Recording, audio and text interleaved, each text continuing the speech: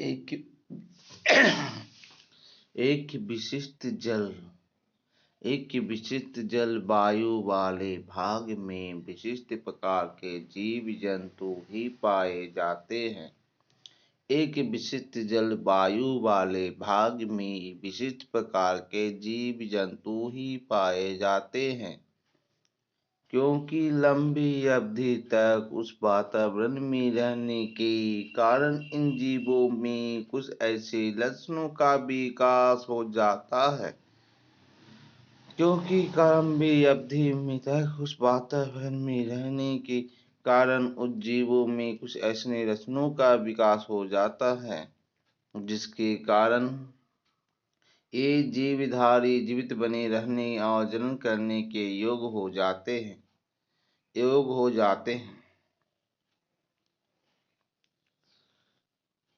अनेक अनुकूलन लंबे समय में विकसित हुए हैं और इनमें निवेशित आनुवंशिक रूप से स्थिर हो गए हैं।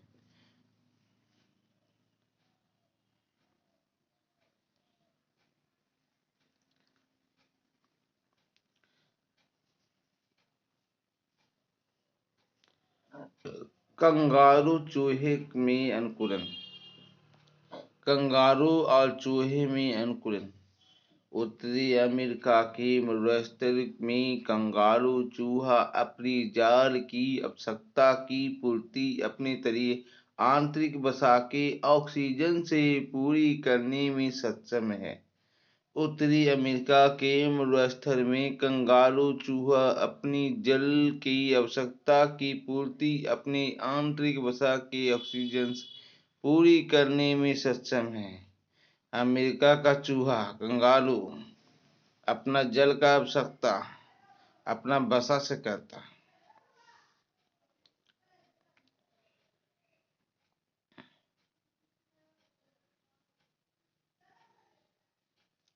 कंगारू चूहे में अपनी मूत्र लाइन को संदृत की क्षमता होती है।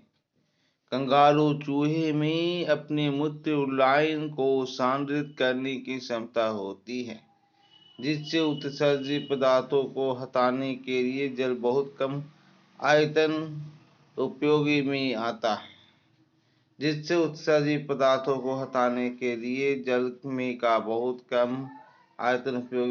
है। कहने का तात्पर्य हुआ कि यूरिन जो है, किसी पेशाब में कम यूरिन निकलेगा, किसी पेशाब में ज़्यादा यूरिन निकलेगा। यूरिन को निकालना रहता है तो सांद्रित कर देता है, मतलब गहरा कर देता है, मतलब कि कम पानी में ज़्यादा यूरिन निकालने की क्षमता होती है।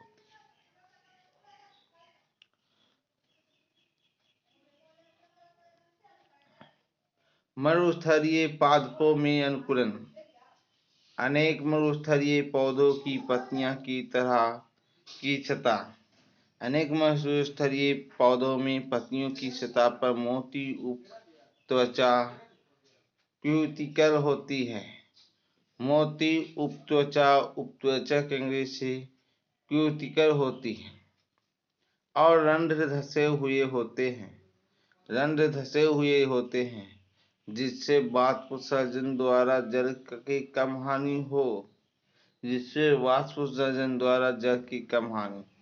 अनेक मरुस्थलीय पौधे में पत्तियों की सतह पर मोटी उपत्वचा क्यूटिकल होती है और रंध्र धसे हुए होते हैं जिससे वाष्प उत्सर्जन द्वारा जल कम हानि हो।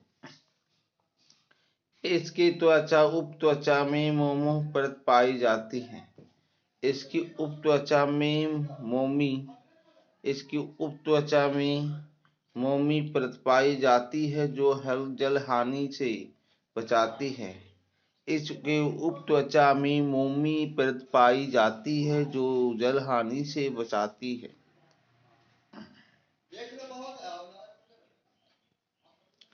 इन पादपों में कैम पथ पाया जाता है जिसके कारण इनमें रंध्र दिन में समय बंद रहते हैं तथा रात्रि में खुलते हैं, जिससे जल की हानि न्यूनतम होती है। इन पादपों में कैम पथ पाया जाता है। कैम पथ पाया जाता है जिसमें के कारण रंध्र दिन के समय बंद रहते हैं तथा रात्रि में खुलते हैं, जिससे जल की हानि न्यूनतम होती है।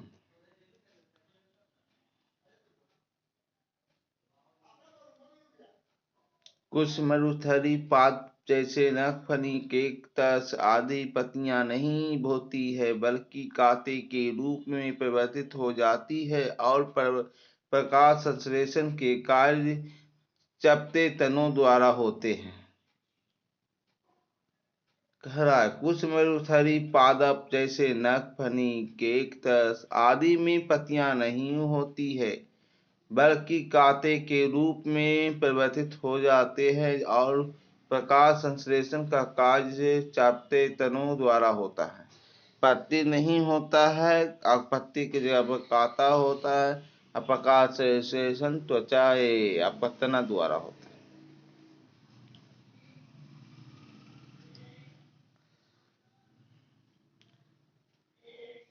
ठंडे जलवायु वाले स्तनधारी में अनुकूलन। Adaptation in mammals in cold climates. Adaptation in mammals in cold climates.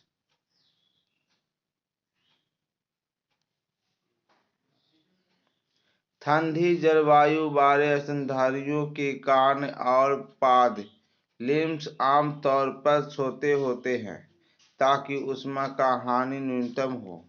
यह एरन का नियम कहलाता है। ठंडी जलवायु वाले स्तनधारियों की ठंडी जलवायु वाले स्तनधारियों के कान और पाद लिम्स आमतौर पर छोटे होते हैं ताकि ऊष्मा की हानि न्यूनतम हो। यह एरन का नियम कहलाता है। ठंडे स्तनधारी वाले का कान और पाद लिम्स आमतौर पर छोटे होते हैं ताकि ऊष्मा की हानि न्यूनतम हो। या एरन का नियम कहलाता है। ध्रुवीय समुद्रों में सीलों जैसे स्तनधारियों में त्वचा के नीचे बसा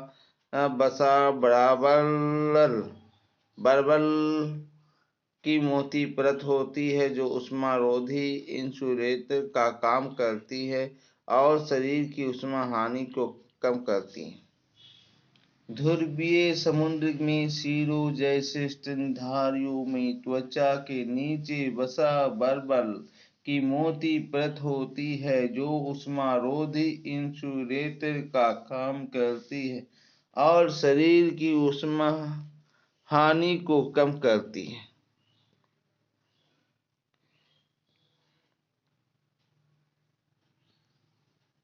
उच्च तुंगता वाले मनुष्य में अनुकूलन। Adaptation of high altitude in humans. Adaptation of high altitude in humans. मैदानी भागों में रहने वाला व्यक्ति जब पहाड़ों पर ऊंचाइयों पर जाता है तो वह तुंगता रोग एल्टीट्यूड सिकनेस से ग्रसित हो जाता है। तुंगता रोग यानी एल्टीट्यूड सिकनेस से ग्रसित होता है। मैदानी भागों में रहने वाला व्यक्ति जब पहाड़ों पर ऊंचाइयों पर जाता है तो वह तुंगता रोग एल्टीट्यूड सिकनेस से ग्रसित हो जाता है, अर्थात उसका जी मचलाना, हृदय स्पंदन की शिकायत होने लगती है। इसका कारण ऊंचाई पर ऑक्सीजन की कमी हो जाती है।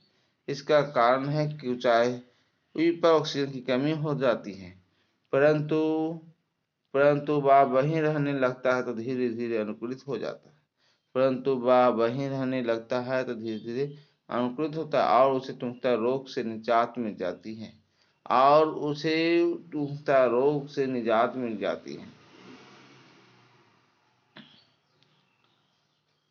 शरीर को कम ऑक्सीजन उपलब्ध होने की क्षतिपूर्ति लाल रुधिर कोशिका का उत्पादन बढ़ाकर हेमोग्लोबिन की बंधकारी क्षमता घटाकर आश्वासन दर बढ़ाकर कर लेते हैं।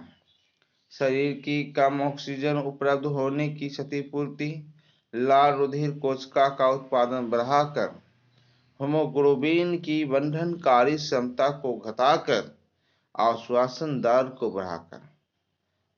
शरीर की कम ऑक्सीजन उपलब्ध होने की क्षतिपूर्ति, लाल रुधिर कोशिकाओं का उत्पादन बढ़ाकर लाल रुधिर कोशिकाओं का उत्पादन बढ़ाकर। दूसरा, हीमोग्लोबिन की बंधनकारी क्षमता को घटाकर।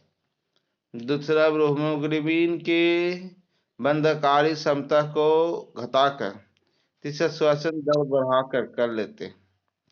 तीसरा, श्वसन दर को बढ़ाकर किया जाए, लाल रुधिर कोशिकाओं को बढ़ाना और हीमोग्लोबिन की बंधनकारी क्षमता को घटाकर आश्वासन दर को बढ़ाकर कर लेते हैं। श्वसन दर को बढ़ाकर कर लेते हैं। श्वसन दर को बढ़ाकर कर लेते हैं।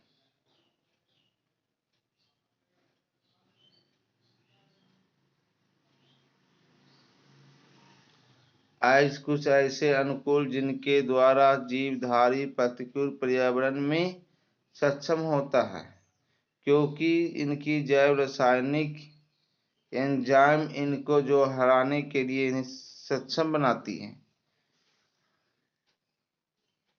क्रियाएं मुख्य रूप से एक निश्चित तापमान पर पूर्ण होती है, जैसे मनुष्य में 37 डिग्री सी पर पुष आर्क कार्बनिक बैक्टीरिया जो 100 डिग्री सी पर तापमान युक्त झरनों में जीविका क्रियाएं करती है। स्वयं हल करें। यह पहला सवाल है, रेगिस्तानी पौधों की पत्तियों में पाए जाने वाले 4 अनुकरण लिखिए। रेगिस्तानी पौधों में पत्तियों में पाए जाने वाले 4 अनुकरण को लिखिए। रेगिस्तानी पौधों में पाए जाने वाले 4 अनुकरण को लिखिए। उत्तर में है, पत्तियों की सतह मोटी और उपत्वचा होती है। पत्तियों की त्वचा मोटी उपत्वचा होती है। पत्तियों की सतह पर मोटी उपत्वचा होती है। पत्तियों में धसे हुए रंध्र पाए जाते हैं। पत्तियों में धसे हुए रंध्र पाए पत्तियों में कैम पथ पाया जाता है, जिससे रंध्र दिन में बंद रहता है। पत्तियों में कैम पथ पाया जाता है, जिससे रंध्र दिन में बंद रहता है। उष्मरोद्भिद पादपों की पत्तियां कांटों के रूप में परिवर्तित हो जाती हैं। उष्मरोद्भिद पादपों की पत्तियां कांटों के रूप में परिवर्तित हो जाती हैं। दूसरा सवाल है, कंगारू चूहा जल की कमी होने पर जल की आवश्यकता की पूर्ति कैसे करता है? कंगारू चूहा जल की कमी होने पर जल की आवश्यकता की पूर्ति कैसे करता है? तो सिंपल सी बात है,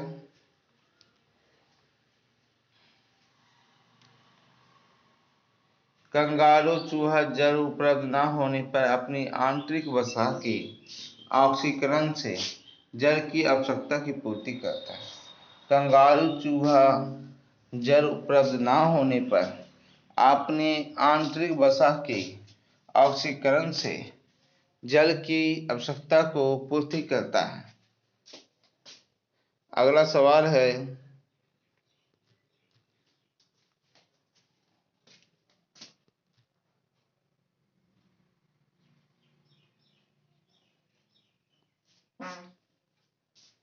ठंडी जलवायु वाले स्तनधारियों में किस प्रकार का अनुकूलन पाया जाता है? ठंडी जलवायु वाले स्तनधारियों में किस प्रकार का अनुकूलन पाया जाता है? ठंडी जलवायु वाले स्तनधारियों में किस प्रकार का अनुकूलन पाया जाता है?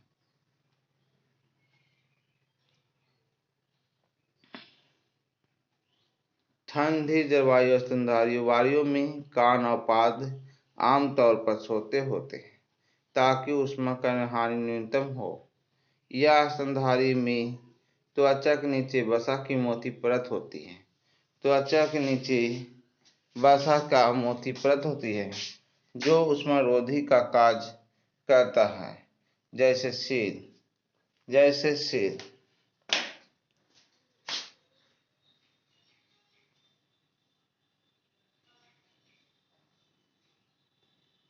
कुछ मरोद्भिद पादपों की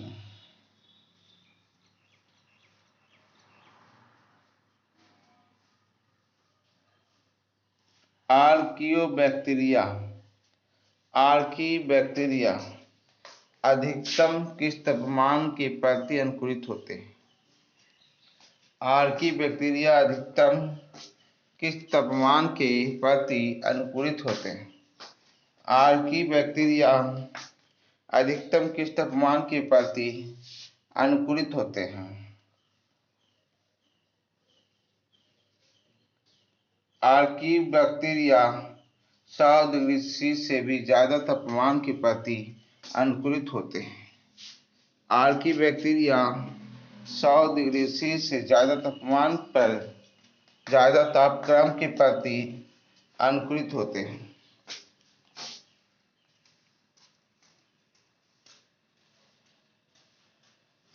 समुद्री मछलियां सामान्य रूप से कितने अधिक वायुमंडल दाब में रह सकती है? समुद्री मछलियां कितने अधिक वायुमंडलीय दाब में रह सकती है? समुद्री मछलियां कितने वायुमंडलीय दाब में रह सकती है? समुद्री मछलियां सामान्य से 100 गुना अधिक वायुमंडलीय दाब में रह सकती है। समुद्री मछलियां सामान्य से 100 गुना अधिक के वायुमंडलीय दाब में रह सकती है।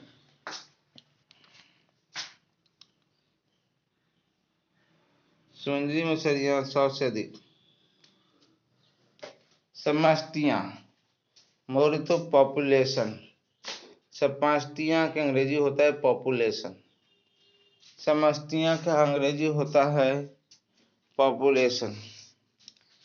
ये वे सजीव समूह किसी निश्चित स्थान पर निश्चित समूह में पाए जाते हैं, समष्टियां कहा जाता है।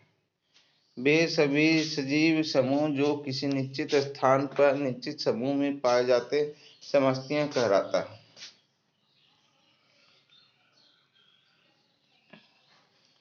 पादप परिस्थिति की वह शाखा जिसके अंतर्गत एक ही प्रजाति के सजीव समूह समष्टि एवं उनके पर्यावरण के बीच होने वाला पारस्परिक क्रियाओं का अध्ययन किया जाता है, इसे समष्टि पारिस्थितिकी कहते हैं। Population ecology.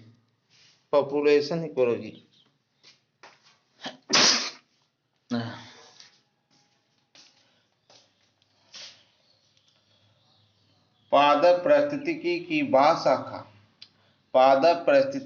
वह शाखा जिसके अंतर्गत एक ही प्रजाति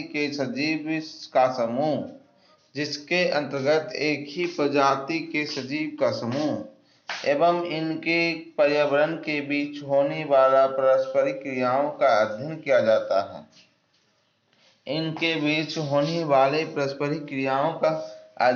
जाता है। तो इसे समष्टि पारिस्थितिकी पॉपुलेशन इकोलॉजी कहते हैं। पारिस्थितिकी समष्टि पॉपुलेशन इकोलॉजी कहते हैं।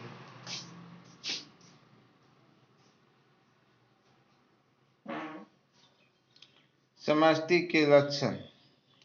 Characteristic of population. समष्टि के लक्षण कैरेक्टरिस्टिक ऑफ पॉपुलेशन। किसी भी समष्टि में एक विशेष पहचान तथा संगठन एवं संरचना होती है जो निम्न प्रकार प्रदर्शित है। किसी भी समष्टि की एक विशेष पहचान तथा संगठन एवं संरचना होती है जो निम्न लक्षणों द्वारा प्रदर्शित होती है।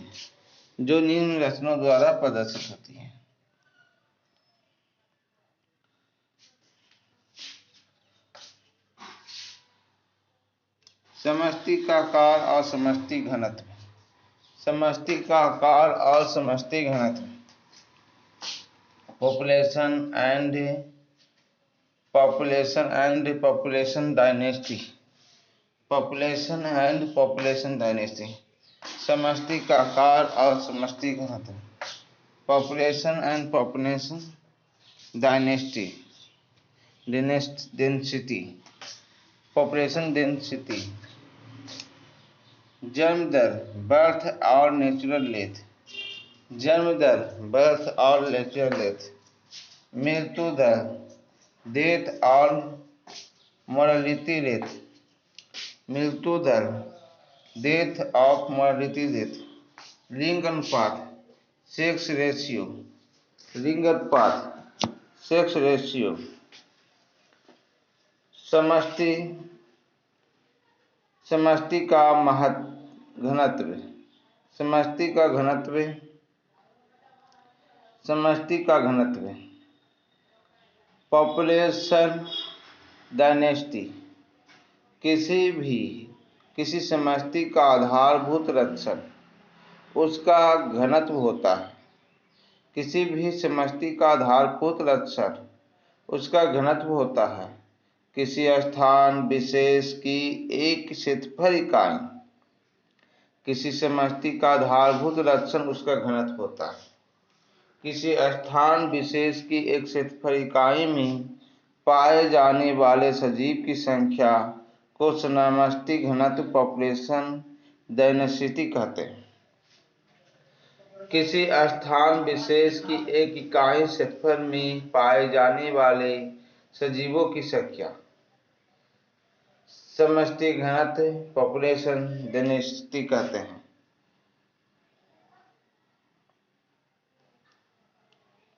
समष्टि घनत्व की गणना सरलता पूर्वक निम्न सूत्रों से की जा सकती है। जो समष्टि घनत्व है पॉपुलेशन डेंसिटी, एक क्षेत्र में सजीव की संख्या n बटा इकाई क्षेत्रफल की संख्या s। एक क्षेत्र में सजीवों की संख्या बटा इकाई क्षेत्रफल में संख्या, इसी को कहते हैं समष्टि घनत्व। PD बराबर n बटा s। PD population density. PD population density बराबर n बटा s। n मतलब एक क्षेत्र में सजीवों की संख्या बटा इकाई क्षेत्रफल में संख्या। इकाई क्षेत्रफल में संख्या। जन्म दर बर्थ रेट। जन्म दर बर्थ रेट सजीवों द्वारा उत्पन्न करने वाली नई व्यवस्थियां इंडिविजुअल को जन्म देना जन्म दर कहलाता है। सजीव द्वारा संतति उत्पन्न करने में या नई व्यवस्थियां इंडिविजुअल को जन्म देना जन्म दर कहलाता है। सजीव द्वारा संतति उत्पन्न करना या नई व्यवस्थियां को जन्म देना जन्म दर कहलाता है।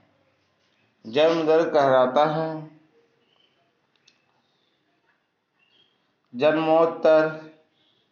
जन्मोत्तर पोस्ट रिप्रोडक्टिव। जन्मोत्तर पोस्ट रिप्रोडक्टिव जीवन सम रिप्रोडक्टिव जीवन सम रिप्रोडक्टिव पुनः जन्म पूर्व प्री रिप्रोडक्टिव बढ़ता हुआ एक्सपैंडिंग बढ़ता हुआ एक्सपैंडिंग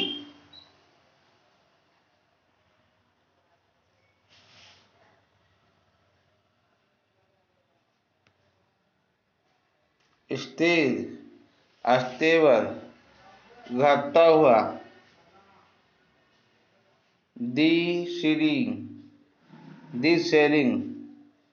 स्टेबल हुआ बढ़ता हुआ एक्सपेंडिंग हुआ घटता हुआ है ना, बढ़ता हुआ स्थिर हुआ घटता हुआ ये उजरका को देखें।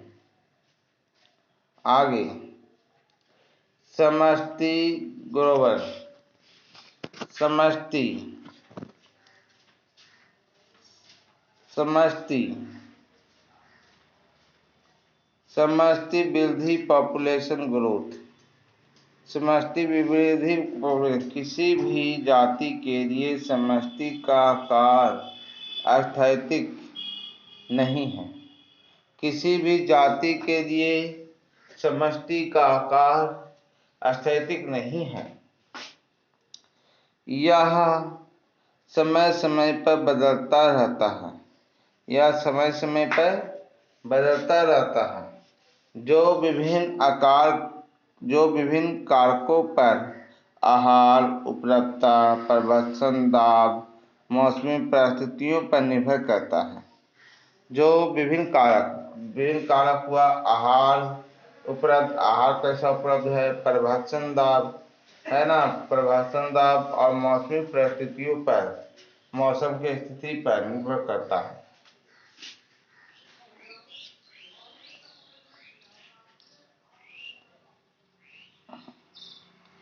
समष्टि का घनत्व 4 मूल प्रक्रमों से घटता बढ़ता है। समष्टि का घनत्व 4 मूल प्रक्रमों से घटता बढ़ता है। पहला जन्म दर। जन्म दर को कहते हैं नेतालिटी कहते हैं। जन्म दर को नेतालिटी कहते हैं। जन्म दर से तात्पर्य समष्टि में जन्म उस संख्या से है जो दी गई अवधि के दौरान आरंभिक के घनत्व से जुड़ता है। जन्म दर से तात्पर्य समष्टि की उस संख्या से है जो दी गई अवधि के दौरान आरंभिक घनत्व से जुड़ती है। जन्म दर से तात्पर्य समष्टि में जन्मी उस संख्या से है जो दी गई अवधि के दौरान आरंभिक घनत्व से जुड़ती है। मृत्यु दर मोरालिटी, यह दी गई अवधि समष्टि में होने वाली मौतों की संख्या है। यह दी गई अवधि समष्टि में होने वाली मौतों की संख्या। मृत्यु दर का अंग्रेजी होता है मोरालिटी। तीसरा है आप्रवासन,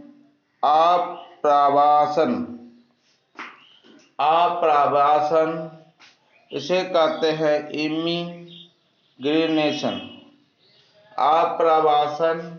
इमिग्रेशन उसी जाति के व्यक्तियों की संख्या जो दी गई समय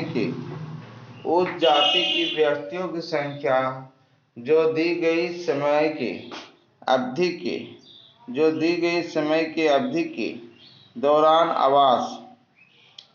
दौरान उसी जाति की व्यक्तियों की संख्या जो दी गई समय की अवधि के दौरान आवास में कहीं और से आए हैं उसे कहते आप्रवासन। इमिग्रेशन उसी जाति की व्यक्तियों की वह संख्या जो दी गई समय की अवधि के दौरान आवास में कहीं और से आए हैं। उत्प्रवासन इमिग्रेशन समष्टि की व्यक्तियों की वह संख्या जो दी गई अवधि के समय के दौरान आवास को छोड़कर कहीं और चले गए उसे कहते हैं उत्प्रवासन इमिग्रेशन। इसलिए अगर 30 समष्टि का घनत्व n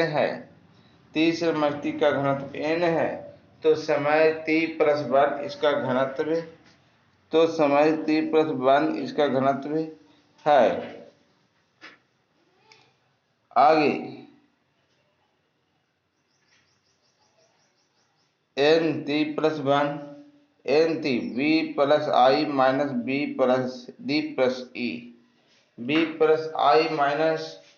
d+e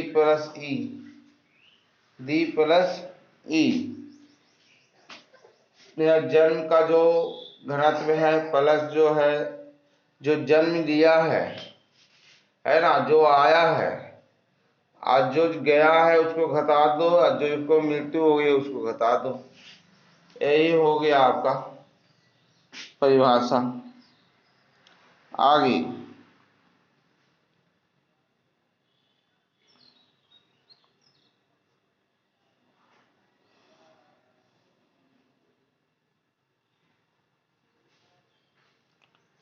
मृत्यु दर,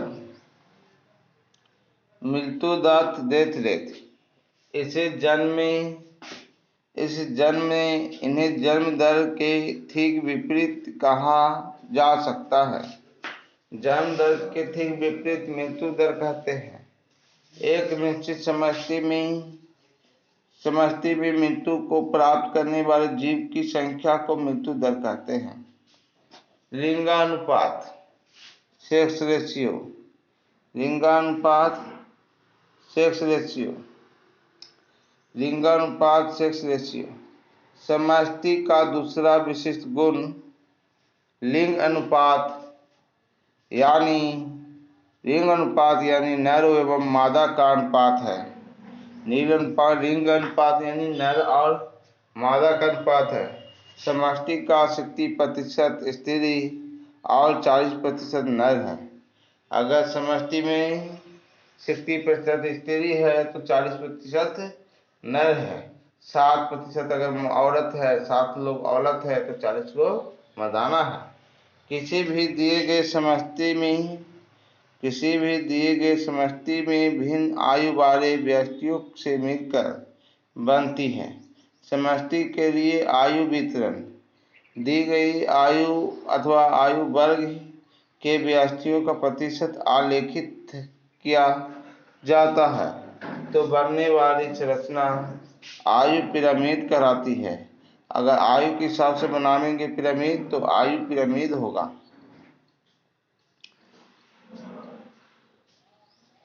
मानव समष्टि के लिए आयु पिरामिड आमतौर पर नर और स्त्रियों का आयु वितरण संयुक्त आरेख को दर्शाता है। मानव समष्टि में आयु पिरामिड आमतौर पर नर और स्त्रियों का आयु वितरण संयुक्त आरेख दिखाता है।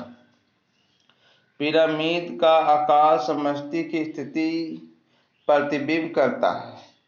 पिरामिड का आकार समष्टि की स्थिति का प्रतिबिंबित करता है, बढ़ता हुआ, घटता हुआ, स्थिर और घटता हुआ।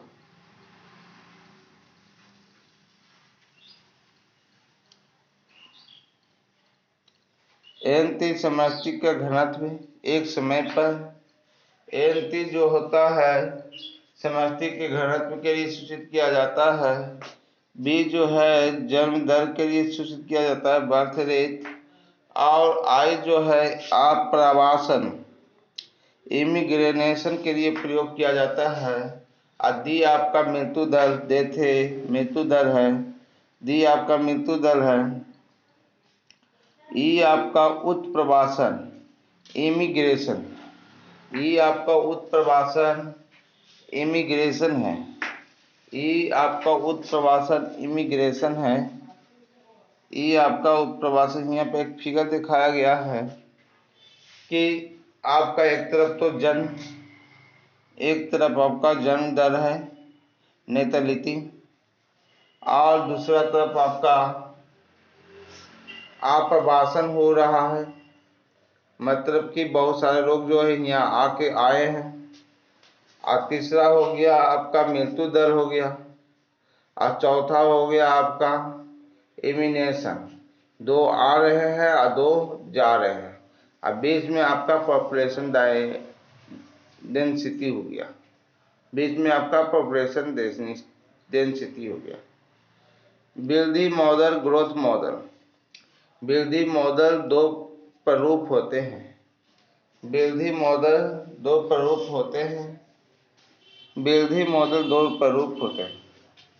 पहला है 4 घातीय वृद्धि। चार घातीय वृद्धि को एक्सपोनेंशियल ग्रोथ कहते हैं। चार घातीय वृद्धि को एक्सपोनेंशियल ग्रोथ कहते हैं। चार घातीय वृद्धि अथवा ज्यामितीय वृद्धि समान होते हैं। चार घातीय वृद्धि अथवा ज्यामितीय वृद्धि समान होते हैं जब संसाधन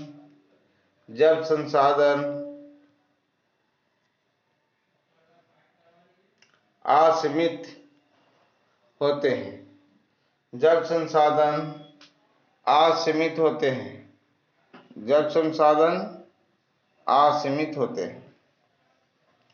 अगला है, अगर n साइज की समष्टि में जन्म दर b के रूप में मृत्यु दर d के रूप में निरूपित की जाती है तब इकाई समय अवधि t dn/dt के दौरान वृद्धि या कमी को निम्नलिखित होगा। dn/dt बराबर b - d गुणे n। dn/dt बराबर b - d गुणे n।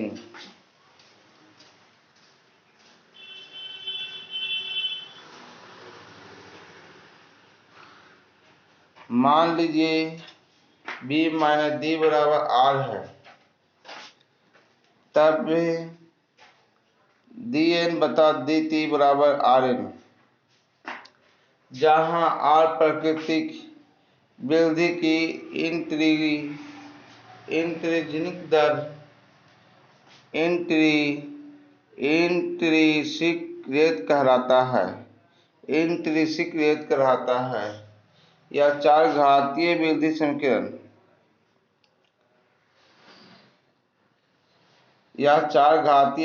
समीकरण के समाकारित को निम्न प्रकार से दिखा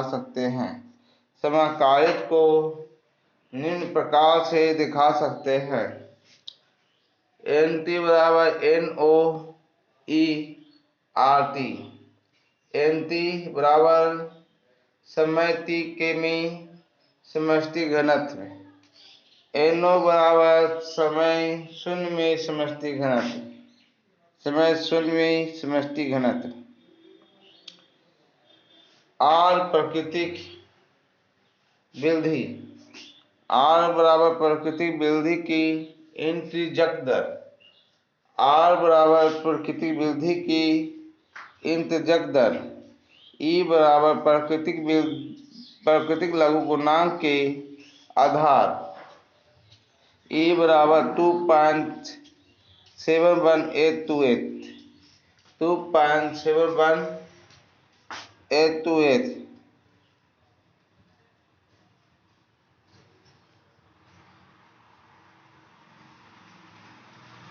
इधर आपका समय गया है, ये आपका समय है, ये आपका जनसंख्या घनत्व है। ये आपका समय है, ये आपका जनसंख्या घनत्व है। ये आपका जन्म दर है, ये आपका dn/dt है। ये आपका dn/dt है।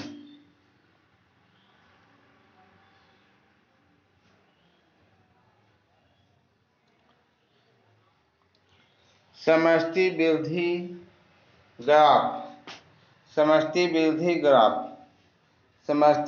ग्राफ सांबल तंत्र वृद्धि। समष्टि वृद्धि ग्राफ में आपका सांभर तंत्र वृद्धि लॉजिस्टिक ग्रोथ। प्रकृति में किसी भी समष्टि के पास इतने असीमित साधन नहीं होते हैं। प्रकृति में किसी भी समष्टि के पास इतने असीमित साधन नहीं होते हैं कि चार घातीय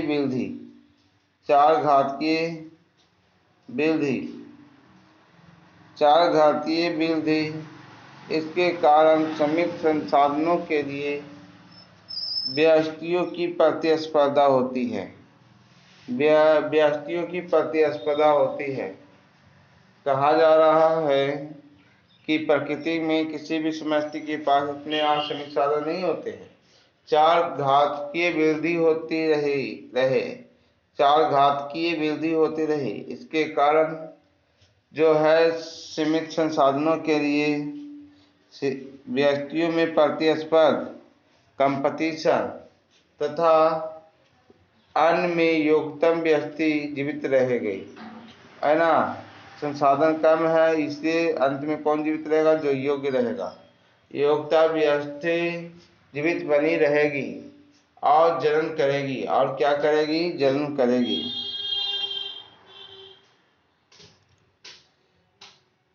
इस प्रकार वृद्धि का स्वरूप समष्टि की सजीव संख्या में शुरू में तो धीरे धीरे वृद्धि होती है। इस प्रकार की वृद्धि स्वरूप समष्टि की सजीव संख्या में शुरू में तो धीरे धीरे वृद्धि होती है। इसके बाद वृद्धि दर अचानक से बढ़ती है। वातावरणीय प्रतिरोध बढ़ जाने के कारण एक संतुलन स्तर को स्थापित हो जाती है। वातावरणीय प्रतिरोध बढ़ जाने के कारण एक संतुलन स्तर का स्थापित हो जाती है।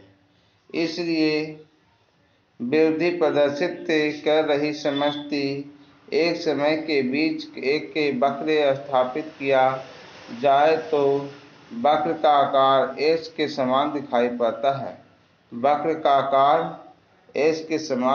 पड़ता है। अतः इस वक्र को सिग्मा माइंड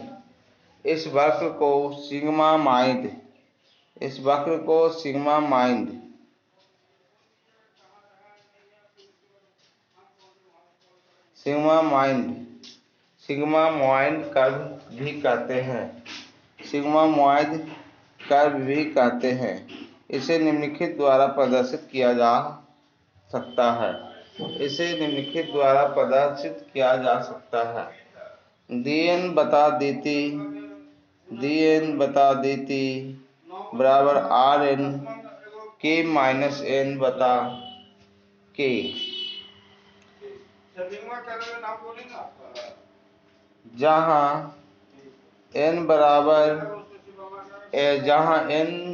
जहाँ समय t समष्टि घनत्व है, r बराबर प्राकृतिक वृद्धि की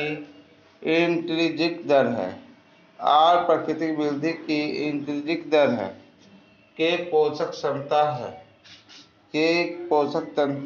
है। आवास का इंग्लिश हो गया हैबिटेट। सूक्ष्म आवास माइक्रो हैबिटेट तथा नीचे आवास।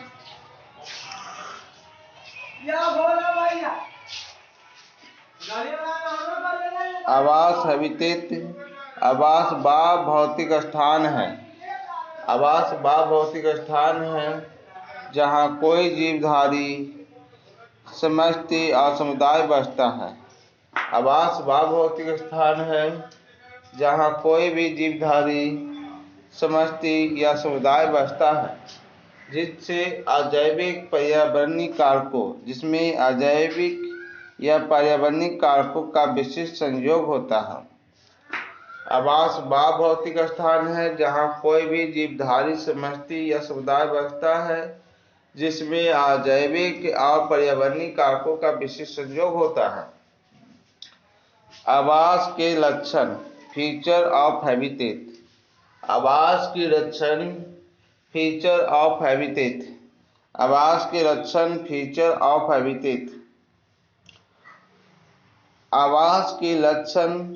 ऑफ हैबिटेट यह कुल पर्यावरणीय कारक है जो किसी विशिष्ट स्थान पर किसी व्यष्टि या समष्टि या समुदाय को स्थिति को निर्धारित करते हैं। यह कुल पर्यावरणीय कारक है जो विशिष्ट स्थान पर किसी व्यष्टि, किसी समष्टि या समुदाय को स्थिति को निर्धारित करते हैं। यह एक वृक्ष की छाल, एक चींटी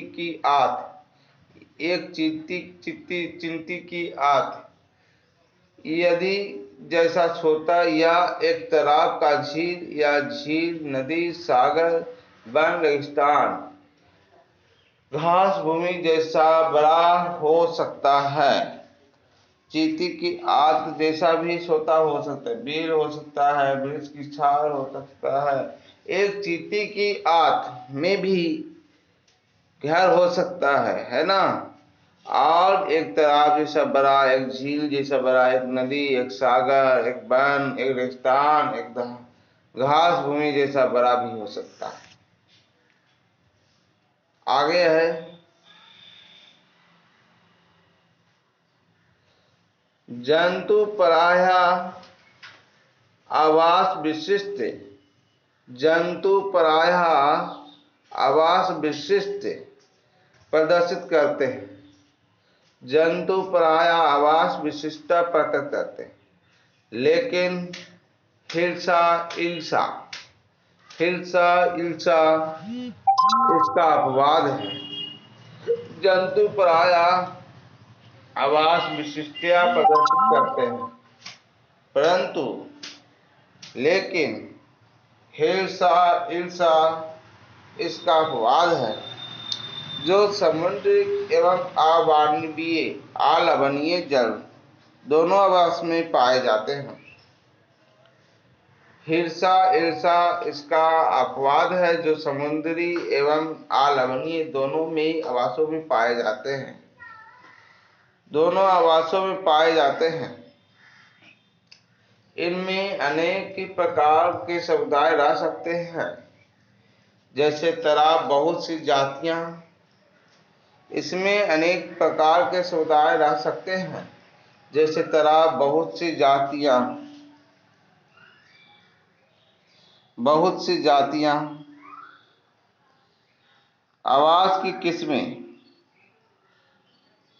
आवास की किस्में वैरायटीज ऑफ हैबिटेट। आवास की किस्में variety of habitat to be facts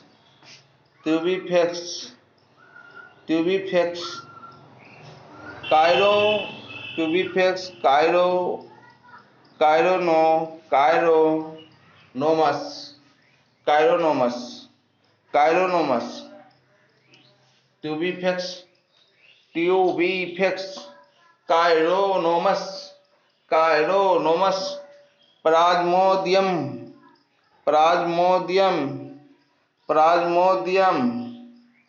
तो यहाँ पर सबसे पहले पढ़ेंगे टू बी फैक्ट्स। नमक एनिलीज कार्बनिक पदार्थ। टू बी फैक्ट्स नमक एनिलीज कार्बनिक पदार्थ की बहुलता व गैसीय जल की धाराओं में पाया जाता। टू बी फैक्ट्स नमक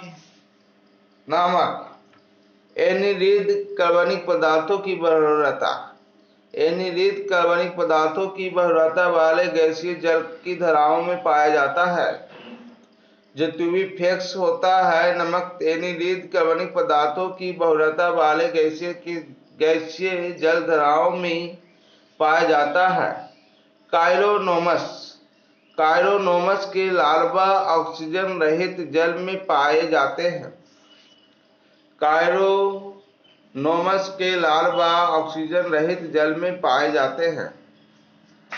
काइरोनोमस के लार्वा ऑक्सीजन रहित जल में पाए जाते हैं।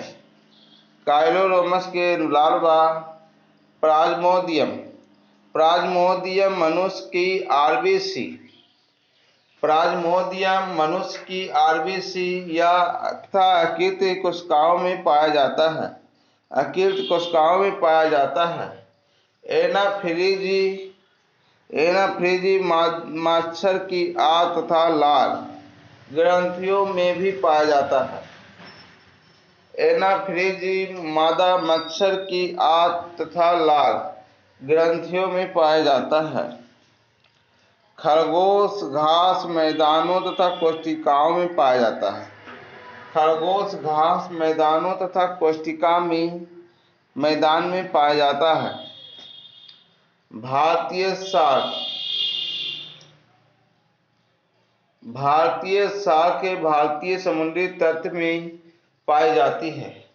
भारतीय शार्क भारतीय समुद्री तट में पर पाई जाती है। कैटफिश ताजे पानी की धाराओं में पाई जाती है। कैटफिश ताजे पानी की धाराओं में पाई जाती है। किटोपटेलिस समुद्री जीव है और यू आकार के बिलों में रहता है। किटोपटेलिस समुद्री जीव है और यू आकार के बिलों में रहता है। किटोपटेलिस जीव है और यू आकार के बिलों में रहता है। विभिन्न आवासों के लिए क्षेत्र रीजन फॉर डिफरेंट हैबिटेट विभिन्न आवासों के लिए क्षेत्र रीजन्स फॉर डिफरेंट हैबिटेट पृथ्वी का अपनी अक्ष पर घूर्णन करते हुए परिक्रमण करने के कारण इसे विभिन्न प्रकार के आवासीय एवं गैर आवासीय क्षेत्रों का निर्माण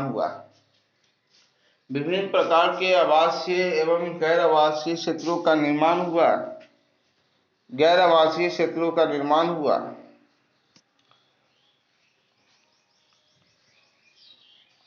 पृथ्वी के अलग अलग स्थानों पर परिस्थितियां पाई जाती है। बायोम पाए जाते हैं।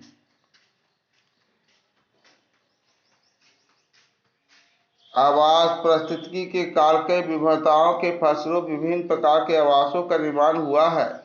जैसे राजस्थान में सहारा मरुस्थल और गहरे समुद्री क्षेत्र, हिमालय में उबलते जल का स्रोत और ऑक्सीजन युक्त एवं रहित स्थान आदि।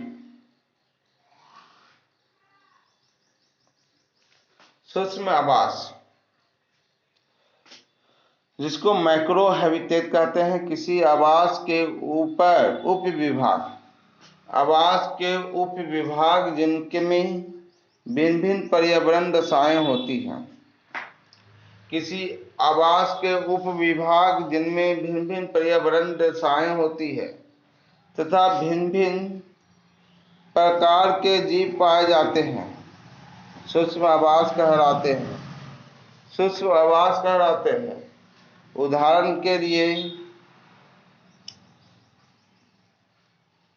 कैनोपी, कीचड़ युक्त तल, तालाब की सतह, बिल, तालाब मध्य बिंदु और खेत का कोना। अगला सवाल है पारिस्थितिकी निकेत, इकोलॉजिकल नीच। पारिस्थितिकी निकेत, इकोलॉजिकल नीच इल्टन 1972 के अनुसार इलाके निकेत किसी पर्यावरण के किसी प्राणी की स्थिति एवं इसके भोजन और शत्रुओं के संबंध या पर्यावरण में इसकी क्रियात्मक भूमिका को संदर्भित करती है। दूसरे शब्दों में यह आवास किसी भी जीव का प्रदर्शन है तो पारिस्थितिकी निकेत उसकी कमी स्थिति है।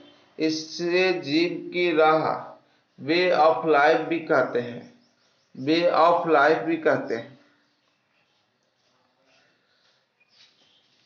पारिस्थितिकी निकेत के तीन पहलू थ्योरी एस्पेक्ट ऑफ इकोलॉजिकल नीच स्थानीय या आवास निकेत स्पेटियर और हैबिटेट नीच। यह जीव द्वारा बसने वाले भौतिक स्थान का प्रदर्शन करते हैं। यह जीव द्वारा बसने वाले भौतिक स्थान का प्रदर्शित करती है।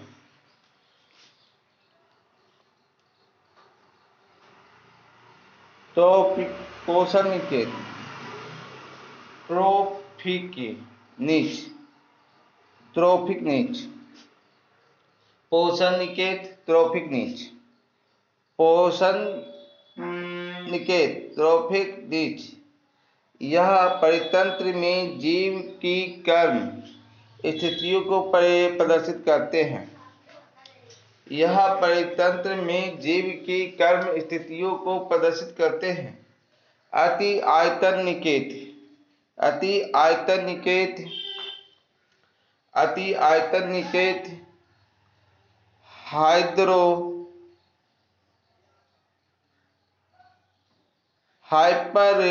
हाइपरवायरोम नीच, हाइपरवायरोम नीच।